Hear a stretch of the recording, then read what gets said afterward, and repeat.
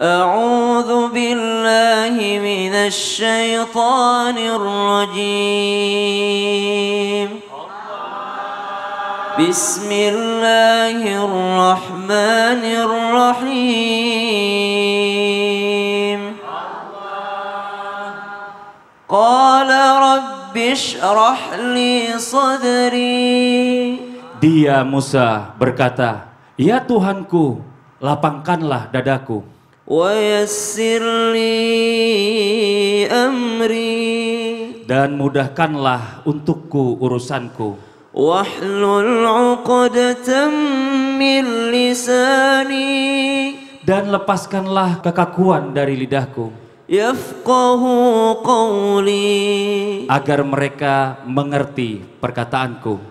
واجعل لي وزيرا من أهلي Dan jadikanlah untukku seorang pembantu dari keluargaku, هارون أخي yaitu Harun saudaraku. أشدد به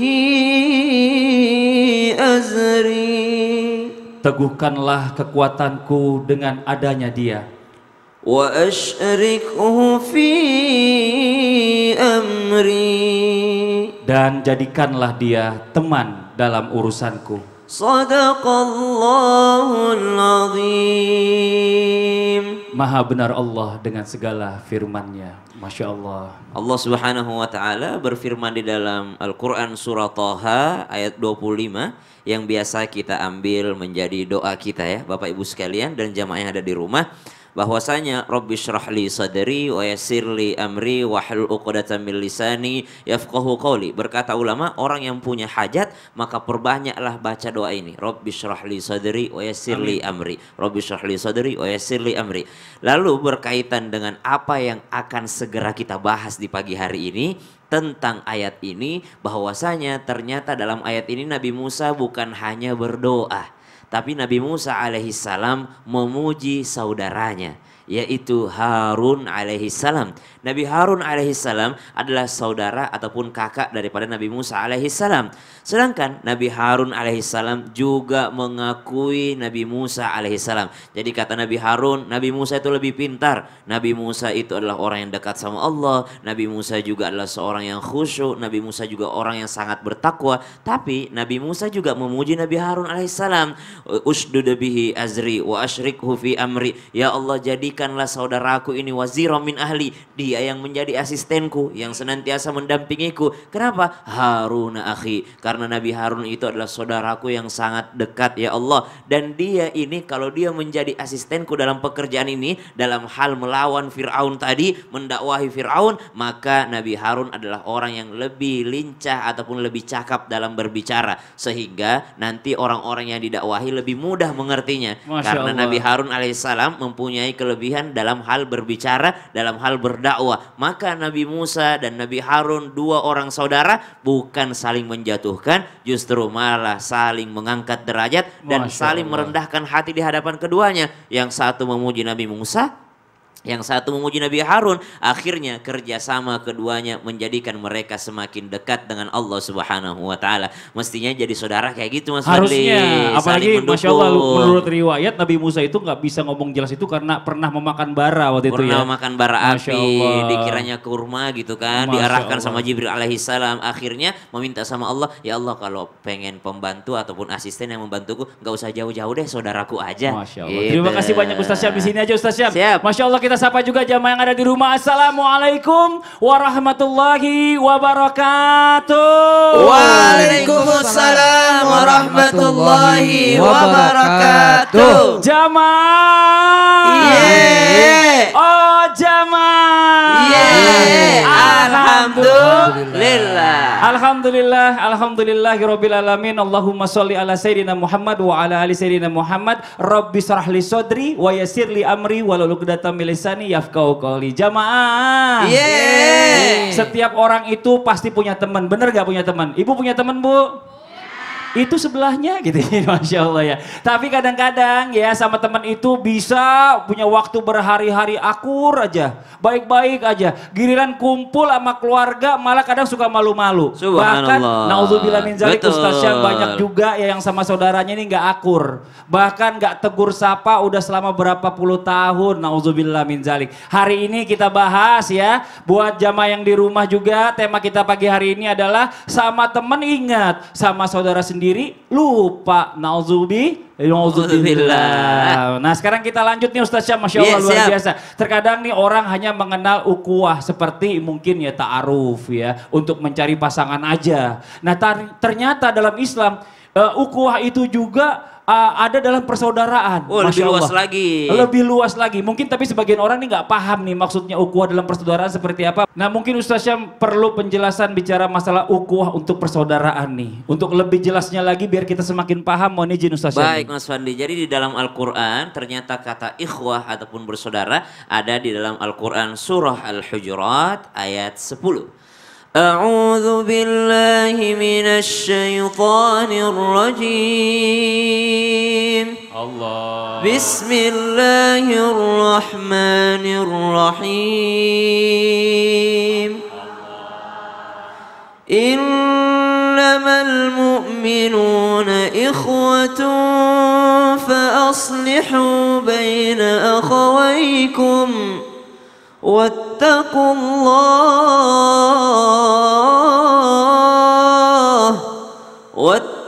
الله لعلكم ترحمون.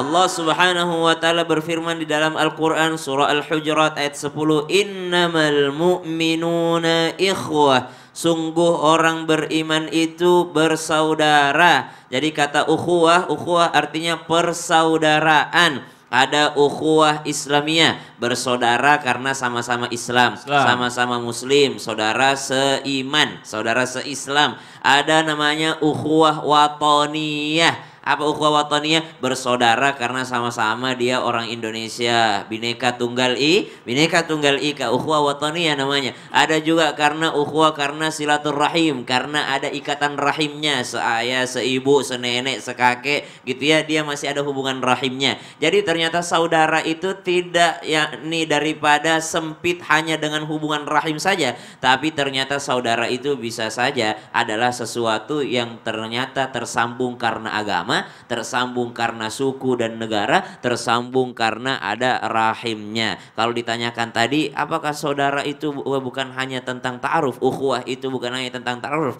Benar, karena ukhuwah itu artinya persaudaraan, sedangkan ta'aruf itu untuk saling mengenal. Dari ta'aruf inilah kita bisa menjadi sebuah ukhuwah persaudaraan. Karena ta'aruf bukan hanya mencari jodoh, tapi mencari saudara juga bisa dengan ta'aruf. Masya Allah, apalagi kita sekarang nih di Islam itu indah. Ini kan kita saling kenal dulu. Iya, saling kenal dulu. Ustaz Syam, Ustaz Maulana, Pak Kiai, Masya Allah luar biasa. Nah sebelum kita lanjut jamaah Islam itu yang ada di rumah ini, Masya Allah ya, saya punya video tayangan tentang seorang kakak malu katanya di makeover sama adiknya seperti Putri Duyung.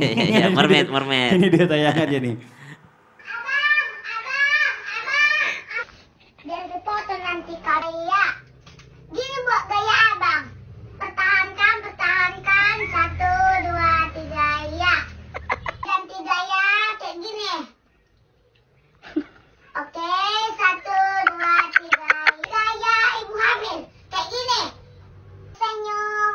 Oke, 1, 2, 3 ya. Ini adanya cewek. Ustaz Maulana mau nggak jadi Putri Duyung? Enak aja. Putra Duyung. Masya Allah ya. Mau? Enggak. Nah saya dandanin, saya ada kostumnya. Enggak. Masya Allah. Tapi kadang-kadang gitu ya, ini bicara masalah adik sama kakak, kadang-kadang banyak gengsinya. Nggak pernah akur, tapi giliran sama temen, ya Allah akurnya. Kadang-kadang kalau adiknya yang minta nggak dikasih, giliran temennya yang minta dikasih. Nah, tapi apakah ini rasa gengsi nih Ustadz Maulana, mohon izin ya. Bahkan nggak akur sama keluarga ini, tandanya mereka tetap saling menyayangi atau bagaimana? Mohon izin menjelaskan, silakan Fadhil Ustadz. Terima kasih banyak. Izin Pak Kiai Ustaz Syams. Bismillahirrahmanirrahim. Allahumma shalli ala sayyidina Muhammad wa ala sayyidina Muhammad. Buat semuanya.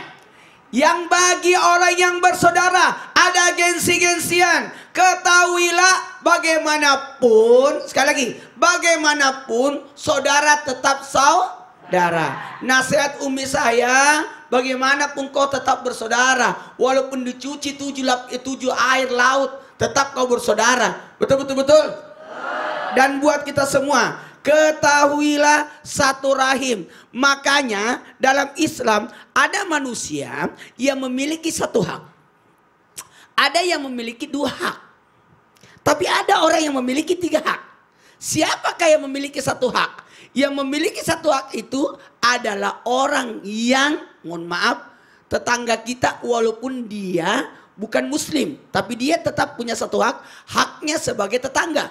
Tapi ada yang memiliki 2 hak. Dia adalah tetangga kita dan dia adalah muslim. Jadi haknya sebagai tetangga dan haknya sebagai orang muslim. Yang menjawab salam, mendoakan bersin, membasuh orang sakit, menghadiri undangannya, menghibur ketika dia kehilangan kematian. Dan yang ketiga, ada yang memiliki 3 hak. Haknya sebagai tetangga, haknya sebagai muslim. Tapi ada satu, haknya karena dia adalah saudara kita. Haknya apa? Untuk saling sayang menyayangi, saling tolong menolongi, tolong menolong. Dan ingat, buat kita semuanya, please, jaga hati, jaga perasaan. Karena mau tidak mau di wajah saudaramu ada wajah ibumu, di wajah saudaramu ada wajah ayahmu. Dan kita satu darah, satu ikatan rahim. Ingat ya, rahim di sini kasih sayang itu ketika kita satu rahim, itu adalah persaudaraan. Masya Allah. Tepuk tangan Pak Ustadz Maulana. Masya Allah. Jamaah. Saya punya video lagi nih tentang saudara kembar yang memiliki ikatan batin. Masa sih? Coba kita lihat tayangannya. Kalau khawatir sih alhamdulillah ya, kita tuh karena bareng-bareng terus, nggak pernah pisah gitu, jarang banget gitu pisah. Jadi enggak sih, paling cuman kayak dia lagi nggak enak hati atau gimana ya, kita juga ih sama, kok sama sih gak enak hati ya. Kalau dia masih lagi marah sama temennya, terus kita juga jadi kayak, ih kenapa ya jadi marah juga gitu. Kayak gitu aja sih. Ini ada yang bilang saudara kembar ini Pak Kiai mempunyai ikatan batin yang sangat kuat. Ini Masya Allah. Bahkan ya kalau yang satu sakit, satunya lagi juga sakit. Dan pernah saya mengalami ada nenek saya kembar, alhamdulillah almarhumah. Itu pada saat saudara kembarnya meninggal, dia merasakan bahwa saudaranya ini meninggal gitu loh. Ini Masya Allah luar biasa. Pertanyaannya sebagian orang menganggap ini, apakah ini benar? Apakah hanya mitos? Mohon izin penjelasannya Pak Kiai. Assalamualaikum warahmatullahi wabarakatuh. Waalaikumsalam warahmatullahi wabarakatuh. Jamaah. Oh jamaah. Alhamdulillah. Cakep. Alhamdulillahirabbil alamin. Wassalatu wassalamu ala asrofil anbiya'i wal mursalin wa ala alihi wa ashabihi ajmain amma ba'du. Mitos. Jadi orang yang kembar, konon kabar dulu mungkin sampai sekarang bahwa kalau kembar sakit, semua sakit. Ada juga meninggal semua. Enggak bisa begitu juga, bahwa kita hanya percaya kepada Allah Subhanahu wa Ta'ala. Pemirsa Indonesia, Islam itu indah yang dirahmati Allah. Jadi kembar ini ada beberapa satu pelajaran ya buat kita. Yang pertama adalah belajar untuk berbagi kasih sejak kecil, sejak dini. Mama memberikan keadilan. Amin dong. Amin. Memberikan kasih sayang, amin juga. Amin. Kemudian belajar juga dalam hal kesabaran. Amin. Enggak semuanya. Yang namanya anak kembar itu, sorry ya baik akur-akur saja, beda pendapat, tentunya perlu ada kesabaran. Yang ketiga, belajar keadilan sosial. Seorang ibu memberi dan memberi, kemudian sabar dan sabar. Karena anaknya banyak, oh ternyata saya ingin belajar juga pemerataan. Indonesia yang gemahari Pak Loh Jenawi, Toto Tentrem Kerturaharjo ini perlu juga belajar dari anak-anak kembar. Amin dong. Ternyata pemerataan dong, harus adil, merata, kejujuran. Kemudian jangan lupa yang terakhir, ayo perbanyak kita bersyukur kepada Allah. Bahwa anak kembar ini berdoa buat mama dan papanya. Doa anak yang soleh dan soleha. Semoga ya Rabbana ya Karim kita semua menjadi hamba yang paripurna. Lahiriah baik, batiniah baik untuk mencapai ridho Allah subhanahu wa ta'ala. Anak kembar, Allahu Akbar. Tentunya banyak juga sih sesuatu yang terbaik dari anak-anak kita. Makasih banyak Pak Kiai, tepuk tangan dong buat Pak Kiai, Masya Allah. Amin, Nah amin. nih buat jamaah Islam itu indah. Tadi bicara masalah orang kembar, saya kembar. Saya juga punya, Ustadz Maulana sini sebentar. Sini. Anak saya juga kembar tahu. Iya. Saya juga punya anak kembar. Iya juga, Sama-sama ya. sepasang Iya, lagi. benar. Laki-laki perempuan. Iya kan? Ustadz, tahu orang ini nggak? Mana saya tahu. Ini siapa itu? Ya, yang mana? Ini loh. Coba deh ikut-ikutan. Kenapa jadi ramai begini? Jamaah, nanti kita lanjut lagi ya. Yang di rumah jangan kemana-mana dulu, tetap di Islam itu indah. Jamaah, jamaah, alhamdulillah. Kalau itu aku nggak mau ikutan. Itu emang siapa sih Bu? Ini orangnya yang dicari aku.